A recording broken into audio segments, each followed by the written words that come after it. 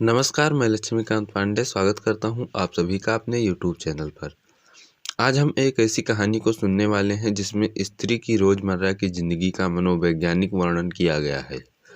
विवाहोपरांत जीवन की एक बंधी बंधाई लकीर पर मशीन की भांति भावना शून्य जीवन जीती स्त्री का चित्रण किया गया है। यह कहानी जीवन की एक रास्ता से उत्पन्न निरस्ता को व्यक्त करती है। तो आइए सुनते हैं अज्ञेय नाम से विख्यात सच्चिदानंद हीरानंद वात्स्यायन अज्ञेय द्वारा रचित कहानी गैंग्रीन, जिसका परिवर्तित नाम रोज भी। दोपहर में उस सूने आंगन में पैर रखते हुए मुझे ऐसा जान पड़ा मानो उस पर किसी सांप की छाया मंडरा रही है। उसके वातावरण में कुछ ऐसा अकथ्य अस्पृश्य था, किंतु फिर भी बोझल और प्रकंपमय और घना सा फैल रहा था। मेरी आहट सुनते ही मालती बाहर निकली। मुझे देखकर पहचान कर उसकी मुरझाई हुई मुख मुद्रा तनिक मीठे विस्मय से जागी सी और फिर पूर्ववत हो गई। उसने कहा, आ जाओ, और बिना उत्तर की प्रतीक्षा किए भीतर की ओर चली। मैं भी उसके पीछे हो लिया। भीतर पहुंचकर मैंने पूछा, ये यहाँ नहीं है?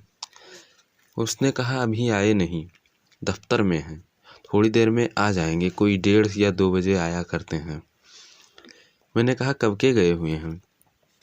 उसने कहा, सवेरे उठते ही चले जाते हैं। मैं हूँ कर पूछने को हुआ, और तुम इतनी देर क्या करती हो? फिर सोचा, आते ही एकाएक प्रश्न ठीक नहीं है। मैं कमरे के चारों ओर देखने लगा। मालती एक पंखा उठा लाई, मुझे हवा करने लगी। मैंने आपत्ति करते हुए कहा, नहीं, मुझे नहीं चाहिए, पर वह नहीं मानी।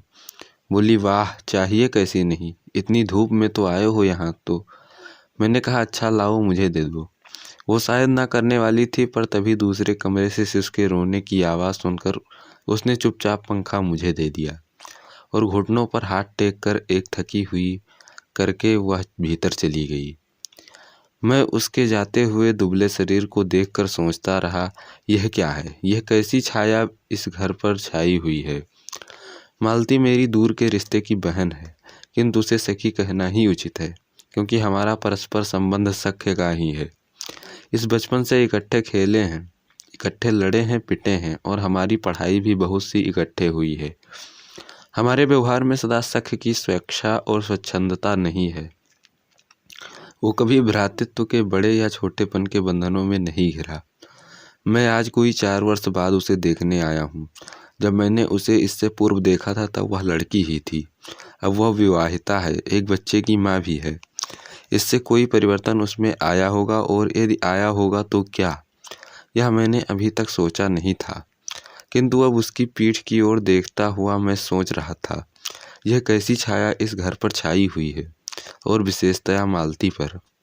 मालती बच्चे को लेकर लौट आई, फिर मुझसे कुछ नीचे दूरी पर बैठ गई। मैंने अपनी कुर्सी घुमाकर कुछ उसकी ओर उन्मुख होते पूछा, इसका नाम क्या है? मालती ने बच्चे को देखते हुए उत्तर दिया, नाम तो कोई निश्चित नहीं किया, वैसे टीटी कहते हैं। मैंने उसे बुलाया, टीटी टीटी आ जा, पर वह अपनी बड़ी बड़ी आंखों से मेरी ओर देखता हुआ अपनी माँ से चिपट गया और रुआंसा होकर कहने लगा, मालती ने फिर उसकी ओर एक नज़र देखा और फिर बाहर आंगन की ओर देखने लगी। काफ़ी देर मौन रहा। थोड़ी देर तक तो वह मौन आकस्मिक ही था, जिसमें मैं प्रतीक्षा में था कि मालती कुछ पूछे, किंतु उसके बाद एकाएक मुझे ध्यान हुआ मालती ने कोई बात नहीं की। यह भी नहीं पूछा कि मैं कैसा हूँ, कैसे आया हूँ। चुप बैठी है। क्या विवाह के 2 वर्ष में ही वह बीते दिनों भूल गई, या अब मुझे दूर उस विशेष अंतर पर रखना चाहती है, क्योंकि यह निर्बाध स्वच्छंदता अब तो नहीं हो सकती। पर फिर भी ऐसा मौन जैसा अजनबी से भी नहीं होना चाहिए। मैंने कुछ खिन्न सा होकर दूसरी ओर देखते हुए कहा, जान पड़ता है तुम्हें मेरे आने से विशेष प्रसन्नता नहीं हुई। उसने एकाएक चौंक कर कहा, यह प्रश्नसूचक था, किंतु इसलिए नहीं कि मालती ने मेरी बात सुनी नहीं थी, केवल विस्मय के कारण। इसलिए मैंने अपनी बात दोहराई नहीं, चुप बैठा रहा। मालती कुछ बोली भी नहीं। तब थोड़ी देर बाद मैंने उसकी ओर देखा। वो एकटक मेरी ओर देख रही थी, किंतु मेरे उधर उन्मुख होते ही उसने आंखें नीची कर ली। फिर भी मैंने देखा उन आँखों में कुछ विचित्र सा भाव था, मानो मालती के भीतर कहीं कुछ चेष्टा कर रहा हो, किसी बीती हुई बात को याद करने की, किसी बिखरे हुए वायुमंडल को पुनः जाग कर गतिमान करने की, किसी टूटे हुए व्यवहार तंतु को पुनर्जीवित करने की, और चेष्टा में सफल न हो रहा हो। वैसे जैसे देर से प्रयोग न आए हुए अंग को व्यक्ति एकाएक उठाने लगे तो पाए कि वह उठता ही नहीं है, चिर विस्मृत में मानो मर गया है। उतने क्षीण बल से यद्यपि वह सारा प्राप्य बल है, उठ नहीं सकता। मुझे ऐसा जान पड़ा मानो किसी जीवित प्राणी के गले में किसी मृत जंतु का तोक डाल दिया गया हो। वह उसे उतार कर फेंकना चाहे पर उतार न पाए। तभी किसी ने किवाड़ खटखटाए। मैंने मालती की ओर देखा पर वह हिली नहीं। जब किवाड़ दूसरी बार खटखटाए गए तब वह शीश को अलग करके उठी और किवाड़ खोलने गई। हुआ यानी मालती के पति आए। मैंने उन्हें पहली बार देखा था, यद्यपि फोटो से उन्हें पहचानता था। परिचय हुआ। मालती खाना तैयार करने आंगन में चली गई। हम दोनों भीतर बैठकर बातचीत करने लगे, उनकी नौकरी के बारे में, उनके जीवन के बारे में, उस स्थान के बारे में और ऐसे अन्य विषयों के बारे में जो पहले परिचय पर उठा करते हैं, एक तरह का सुरक्षात्मक कवच बनाकर। मालती के पति का नाम है महेश्वर। वह एक पहाड़ी गांव में सरकारी डिस्पेंसरी में डॉक्टर हैं। उसी हैसियत से इन क्वार्टरों में रहते हैं। प्रातःकाल 7 बजे डिस्पेंसरी चले जाते हैं और 1:30 या 2 बजे लौटते हैं। उसके बाद दोपहर भर छुट्टी रहती है। केवल शाम को 1-2 घंटे फिर चक्कर लगाने के लिए जाते हैं। डिस्पेंसरी के साथ के छोटे से अस्पताल में पड़े हुए रोगियों को देखने और अन्य जरूरी हिदायतें करने। उनका जीवन भी बिल्कुल एक निर्दिष्ट ढर्रे पर चलता है।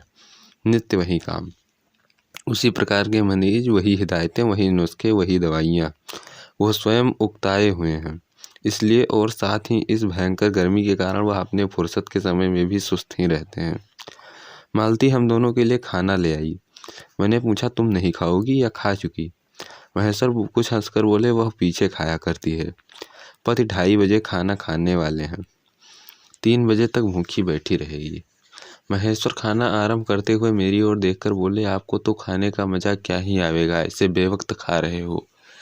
मैंने उत्तर दिया, वाह, देर से खाने पर तो और अच्छा लगता है। भूख बढ़ी हुई होती है पर शायद मालती बहन को कष्ट होगा। मालती टोंक कर बोली, मेरे लिए तो यह नई बात नहीं है, रोज ही ऐसा होता है। मालती बच्चे को गोद में लिए हुए थी। बच्चा रो रहा था पर उसकी ओर कोई ध्यान नहीं दे रहा था। मैंने कहा, यह रोता क्यों है? मालती बोली, हो ही गया है, चिड़चिड़ा सा हमेशा ही ऐसा रहता है। फिर बच्चे को डांट कर कहा, चुप कर, जिससे वह और भी रोने लगा। मालती ने भूमि पर बैठा दिया और बोली, अच्छा ले, रो ले, और रोटी लेने आंगन की ओर चली गई। जब हमने भोजन समाप्त किया तब 3 बजने वाले थे। महेश्वर ने बताया कि उन्हें आज जल्दी अस्पताल जाना है। यहाँ 1-2 चिंताजनक केस आए हुए हैं जिनका ऑपरेशन करना पड़ेगा। 2 की शायद काटनी पड़े टांगे, गैंग्रीन हो गया है। थोड़ी ही देर में वो चले गए। मालती किवाड़ बंद कर आई और मेरे पास बैठने ही लगी थी कि मैंने कहा, अब खाना तो खा लो, मैं उतनी देर टिटी से खेलता हूँ। वो बोली, खा लूँगी, मेरे खाने की कौन बात है, किंतु चली गई। मैं टिटी को हाथ में लेकर झुलाने लगा, जिससे कुछ देर के लिए वह शांत हो गया। दूर शायद अस्पताल में ही 3 खड़के। एकाएक मैं चौंका। मैंने सुना मालती वहीं आंगन में बैठी अपने आप ही एक लंबी सी थकी हुई सांस के साथ कह रही है, 3 बज गए। मानो बड़ी तपस्या के बाद कोई कार्य संपन्न हो गया हो। थोड़ी ही देर में मालती फिर आ गई। मैंने पूछा, तुम्हारे लिए कुछ बचा भी था? सब कुछ तो बहुत था। उसने कहा, हाँ बहुत था, भाजी तो सारी मैं ही खा गया था। वहाँ बचा हुआ कुछ नहीं होगा।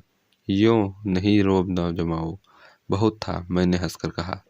मालती मानो किसी विषय की बात कहती हुई बोली, यहाँ सब्जी वब्जी तो कुछ होती ही नहीं, कोई आता जाता है तो नीचे से मंगा लेते हैं। मुझे आए 15 दिन हुए हैं।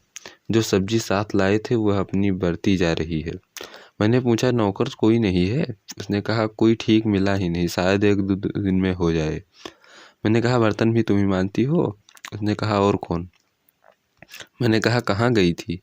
उसने कहा, आज पानी भी नहीं है, बर्तन कैसे मांजेंगे? मैंने कहा, क्यों, पानी को क्या हुआ? उसने कहा, रोज ही ऐसा होता है, कभी वक्त पर तो आता नहीं, आज शाम को 7 बजे आएगा तब बर्तन मांजेंगे। चलो तुम्हें 7 बजे तक छुट्टी हुई कहते हुए मन ही मन सोचने लगा, अब इसे रात के 11 बजे तक काम करना पड़ेगा, छुट्टी क्या खाक हुई। यही उसने कहा। मेरे पास कोई उत्तर नहीं था, पर मेरी सहायता टीटी ने एकाएक फिर रोने लगा और मालती के पास जाने की चेष्टा करने लगा। मैंने उसे दे दिया। थोड़ी देर फिर मौन रहा। मैंने जेब से अपनी नोटबुक निकाली और पिछले दिनों के लिखे हुए नोट देखने लगा। तब मालती को याद आया कि उसने मेरे आने का कारण तो पूछा ही नहीं, और बोली, यहाँ कैसे आए। मैंने कहा, अच्छा अब याद आया, तुमसे मिलने आया था, और क्या करने। तो उन्होंने कहा, तो एक दिन रहोगे ना। मैंने कहा, नहीं, कल चला जाऊंगा, जरूरी जाना है। मालती कुछ नहीं बोली, कुछ खिन्न सी हो गई। मैं फिर नोटबुक की तरफ देखने लगा। थोड़ी देर बाद मुझे भी ध्यान हुआ कि मैं आया हूँ तो मालती से मिलने, किंतु यहाँ वहाँ की बातें करने बैठी है और मैं पढ़ रहा हूँ, पर बात भी क्या की जाए। मुझे ऐसा लग रहा था कि इस घर में जो छाया घिरी हुई है वो अज्ञात रहकर भी मानो मुझे भी वश में कर रही है। मैं भी वैसा नीरस निर्जीव सा हो रहा हूँ, जैसे यह घर, जैसे मालती। मैंने पूछा, तुम कुछ पढ़ती लिखती नहीं। मैं चारों ओर देखने लगा कि वहाँ किताबें दिख पड़े। यहाँ कहकर मालती थोड़ा सा हंसी कह रही थी कि यहाँ पढ़ने को क्या है। मैंने कहा, अच्छा, मैं वापस जाकर कुछ पुस्तकें भेजूंगा, और फिर वार्तालाप फिर समाप्त हो गया। थोड़ी देर बाद मालती ने फिर पूछा, आए कैसे हो, लारी में। मैंने कहा, पैदल। उसने कहा, इतनी दूर, बड़ी हिम्मत की। मैंने कहा, आखिर तुमसे मिलने आया हूँ। उसने कहा, ऐसे ही आए हो। मैंने कहा, नहीं, कुली पीछे आ रहा है सामान लेकर, मैंने सोचा बिस्तरा ले ही चलूं। अच्छा किया यहाँ तो, बस कहकर मालती चुप रह गई। फिर बोली, तब तुम थक गए होगे, लेट जाओ। मैंने कहा, नहीं, बिल्कुल नहीं थका। उसने कहा, रहने भी दो, थके नहीं, भला थके हैं। मैंने कहा, और तुम क्या करोगी। उसने कहा, मैं बर्तन मांज रखती हूँ, पानी आएगा तो धुल जाएंगे। मैंने कहा, वाह, क्योंकि और कोई बात मुझे सूझी नहीं। थोड़ी देर में मालती उठी और चली गई, टीटी के साथ लेकर। तब मैं भी लेट गया और छत की ओर देखने लगा। मेरे विचारों के साथ आंगन में आती हुई बर्तनों के घिसने की खन खन की ध्वनि मिलकर एक विचित्र स्वर उत्पन्न करने लगी, जिसके कारण मेरे धीरे धीरे अंग ढीले पड़ने लगे। मैं ऊँघने लगा। एकाएक वह एक स्वर टूट गया, मौन हो गया। इससे मेरी तंद्रा भी टूटी। मैं उस मौन में सुनने लगा। 4 खड़क रहे थे और इसी का पहला घंटा सुनकर मालती रुक गई थी। वही 3 बजे वाली बात मैंने फिर देखी। अब की बार उग्र रूप में मैंने सुना। मालती एक बिल्कुल अनैच्छिक, अनुभूतिहीन, नीरस, यंत्रवत, वह भी थके हुए यंत्र के स्वर में कह रही थी, 4 बज गए हैं। मानो इस अनैच्छिक समय को गिनने में ही उनका मशीन तुल्य जीवन बीतता हो। वैसे ही जैसे मोटर का स्पीडोमीटर यंत्रवत फासला नापता है और यंत्रवत विश्रांत स्वर में कहता है किससे कि मैंने अपने अमित शून्य पथ का इतना अंश तय कर लिया। ना जाने कब कैसे मुझे नींद आ गई। तब 6 कभी के बज चुके थे जब किसी के आने की आहट से मेरी नींद खुली और मैंने देखा कि महेश्वर लौट आए हैं और उनके साथ ही बिस्तर लिए हुए मेरी कुली। मैं मुंह धोने को, पानी मांगने को ही था कि मुझे याद आया, पानी नहीं होगा। मैंने हाथों से मुंह पोंछते पोंछते ही महेश्वर से पूछा, आपने बड़ी देर की। उन्होंने किंचित गुलान भरे स्वर में कहा, हाँ, आज वो गैंग्रीन का ऑपरेशन करना ही पड़ा। एक कर आया हूँ, दूसरे को एम्बुलेंस में बड़े अस्पताल भिजवा दिया है। मैंने पूछा, गैंग्रीन कैसे हो गया। उसने कहा, एक कांटा चुभा था, उसी से हो गया। बड़े लापरवाह लोग होते हैं यहाँ के। मैंने पूछा, यहाँ आपको केस अच्छे मिल जाते हैं? आय के लिहाज से नहीं, डॉक्टरी के अभ्यास के लिए। बोले, हाँ, मिल जाते हैं। यही गैंग्रीन हर दूसरे चौथे दिन एक केस आ जाता है, नीचे बड़े अस्पतालों में भी। मालती आंगन से ही सुन रही थी, अब आ गई। बोली, हाँ, केस बनाते देर क्या लगती है। कांटा चुभा था, इस पर टांग काटनी पड़े। यह भी कोई डॉक्टरी है? हर दूसरे दिन किसी की टांग, किसी की बाँह काट आते हैं। इसी का नाम है अच्छा अभ्यास। महेश्वर हंसे, बोले, न काटे तो उनकी जान गंवाएं। हाँ, पहले तो दुनिया में कांटे ही नहीं होते थे। आज तक तो सुनना नहीं था कि कांटों के चुभने से मर जाते हैं। महेश्वर ने उत्तर नहीं दिया, मुस्कुरा दिए। मालती मेरी ओर देखकर बोली, ऐसे होते हैं डॉक्टर, सरकारी अस्पताल है ना, क्या परवाह है। मैं तो रोज यही बातें सुनती हूँ। अब कोई मर जाए तो ख्याल नहीं होता। पहले तो रात रात भर नींद नहीं आया करती थी। तभी आंगन में खुले हुए नल से टिप टिप टिप टिप की ध्वनि आई। मालती ने कहा, पानी, और उठकर चल गई। खनखनाहट से हमने जाना बर्तन धोए जाने लगे हैं। टिटी महेश्वर की टांगों के सहारे खड़ा मेरी ओर देख रहा था। अब एकाएक उन्हें छोड़कर मालती की ओर खिसकता हुआ चला। महेश्वर ने कहा, उधर मत जा, और उसे गोद में उठा लिया। वह मचलने और चिल्लाकर रोने लगा। महेश्वर बोले, अब रोज रोकर सो जाएगा तभी घर में चैन होगी। मैंने पूछा, आज लोग भीतर ही सोते हैं? गर्मी तो बहुत होती है। होने को तो मच्छर भी बहुत होते हैं, पर यह लोहे के पलंग उठाकर बाहर कौन ले जाए? अब के नीचे जाएंगे तो चारपाइयाँ ले आएंगे। फिर कुछ रुककर बोले, आज तो बाहर ही सोएंगे, आपके आने का इतना लाभ ही होगा। टिटी अभी तक रोता ही रहा था। महेश्वर ने उसे एक पलंग पर बिठा दिया और पलंग बाहर खींचने लगे। मैंने कहा, मैं मदद करता हूँ, और दूसरी ओर से पलंग उठाकर निकलवा दिया। अब हम तीनों, महेश्वर, टिटी और मैं, दो पलंग पर बैठ गए और वार्तालाप के लिए उपयुक्त विषय न पाकर उस कमी को छुपाने के लिए टिटी से खेलने लगे। बाहर आकर वो कुछ चुप हो गया था, किंतु बीच बीच में जैसे एकाएक कोई भूला हुआ कर्तव्य याद करके रोता है और फिर एकदम चुप हो जाता था। और कभी कभी हम हंस पड़ते थे या महेश्वर उसके बारे में कुछ बात कह देते थे। मालती बर्तन धो चुकी थी। जब वह उन्हें लेकर आंगन के एक ओर रसोई के छप्पर की ओर चली तो महेश्वर ने कहा, थोड़े से आम लाया हूँ, वो भी धो लेना। उसने कहा, कहाँ हैं? मैंने कहा, अंगीठी पर रखे हैं, कागज में लिपटे हुए हैं। मालती ने भीतर जाकर आम उठाए और अपने आंचल में डाल दिए। जिस कागज में वो लिपटे हुए थे वो किसी पुराने अखबार का टुकड़ा था। मालती चलती चलती संध्या के उस क्षण प्रकाश में उसी को पढ़ती जा रही थी। वो नल के पास जाकर खड़ी उसे पढ़ती रही। जब दोनों ओर पढ़ चुकी तब एक लंबी सांस लेकर उसे फेंक कर आम धोने लगी। मुझे एकाएक याद आया, बहुत दिनों की बात थी जब हम अभी स्कूल में भर्ती हुए ही थे, जब हमारा सबसे बड़ा सुख, सबसे बड़ी विजय थी हाजिरी हो चुकने के बाद चोरी से क्लास से निकल भागना। स्कूल से कुछ दूरी पर आम के बगीचों में पेड़ों पर चढ़कर कच्ची आमियाँ तोड़ तोड़ कर खाना मुझे याद आया। कभी जब मैं भाग जाता और मालती नहीं आ पाती थी तब मैं भी खिन्न मन से लौट आया करता था। मालती कुछ नहीं पढ़ती थी। उसके माता पिता तंग थे। एक दिन उसके पिता ने उसे एक पुस्तक लाकर दी और कहा कि इससे 20 पेज रोज पढ़ो, हफ्ते भर में देखूं इसे समाप्त कर चुकी हो, नहीं तो मार मार कर चमड़ी उधेड़ दूंगा। मालती ने चुपचाप किताब ले ली, पर क्या उसने पढ़ी? वह नित्य ही उसके 10 पन्ने 20 पेज फाड़कर फेंक देती थी। अपने खेल में किसी भांति फर्क न पड़ने देती। जब 8वें दिन उसके पिता ने पूछा, किताब समाप्त कर दी? तो उसने उत्तर दिया, हाँ कर दी। पिता ने कहा, लाओ मैं प्रश्न पूछूंगा, तो चुप खड़ी रही। पिता ने कहा तो उद्धत स्वर में बोली, किताब मैंने फाड़कर फेंक दी है, मैं नहीं पढ़ूंगी। उसके बाद वो बहुत पिटी, पर वो अलग बात है। इस समय मैं यही सोच रहा था कि वह उद्धत और चंचल मालती आज कितनी सीधी हो गई है, कितनी शांत और अखबार के टुकड़े को तरसती है। यह क्या हुआ? तभी महेश्वर ने पूछा, रोटी कब बनेगी? उसने कहा, बस अभी बनाती हूँ। पर अब की बार जब मालती रसोई की ओर चली तब टिटी की कर्तव्य भावना बहुत विस्तीर्ण हो गई। वो मालती की ओर हाथ बढ़ाकर रोने लगा और नहीं माना। मालती उसे भी गोद में लेकर चली गई। रसोई में बैठकर एक हाथ से उसे थपकने और दूसरे हाथ से छोटे छोटे डिब्बे को उठाकर अपने सामने रखने लगी, और हम दोनों चुपचाप रात्रि की और भोजन की और एक दूसरे से कुछ कहने की और न जाने किस किस न्यूनता की पूर्ति की प्रतीक्षा करने लगे। हम भोजन कर चुके थे और बिस्तरों पर लेट गए थे और टिटी सो गया था। मालती पलंग के एक ओर मौजमा बिछाकर उसे उस पर लिटा दिया। वो भी सो गया था, पर नींद में कभी कभी चौंक उठता था। एक बार तो उठकर बैठ भी गया था। वो तुरंत ही लेट गया। मैंने महेश्वर से पूछा, आप तो थके होंगे, सो जाइए। वो बोले, थके तो आप अधिक होंगे, 18 मील पैदल चलकर आए हैं।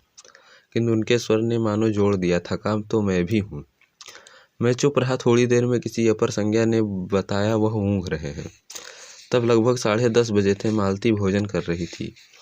मैं थोड़ी देर मालती की ओर देखता रहा। वह किसी विचार में, यद्यप बहुत गहरे विचार में, नहीं लीन हुई थी, धीरे धीरे खाना खा रही थी। फिर मैं इधर उधर खिसक कर आराम से होकर आकाश की ओर देखने लगा। पूर्णिमा थी, आकाश अनभ्र था। मैंने देखा उस सरकारी क्वार्टर की दिन में अत्यंत शुष्क और नीरस लगने वाली स्लेट की छत भी चांदनी में चमक रही है। अत्यंत शीतलता और स्निग्धता से छलक रही है, मानो चंद्रिका उन पर से बहती हुई आ रही हो, झर रही हो। मैंने देखा पवन के चीड़ के वृक्ष गर्मी से सूख कर मटमैले हुए चीड़ के वृक्ष धीरे धीरे गा रहे हों।